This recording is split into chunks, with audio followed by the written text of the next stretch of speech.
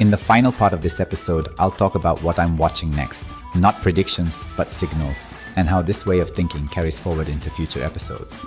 As we move forward, I want to be clear about one thing. I'm not watching Elon Musk to predict outcomes. I'm watching for signals. Signals are different from headlines. They don't announce themselves loudly. They repeat quietly. What I pay attention to next is not a single company or a single event, but how certain themes continue to connect over time. For example, I watch where long-term capital keeps returning, even when public interest temporarily fades. I watch which projects continue to receive attention during difficult periods, not just during moments of excitement. I also pay attention to how risk is handled when pressure increases. Does behavior change fundamentally, or does it adapt while maintaining direction?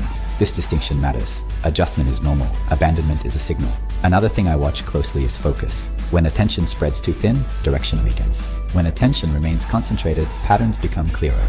This doesn't require constant monitoring. In fact, it often requires doing the opposite. Stepping back and observing less frequently, but more carefully. For long-term investors, patience is not about waiting blindly. It's about knowing what deserves attention and what can be ignored without consequence. In the next episode, we'll begin to look more closely at how this long-term thinking shows up in specific areas, starting with time horizons, why thinking in decades creates friction with markets, and why that friction is often misunderstood.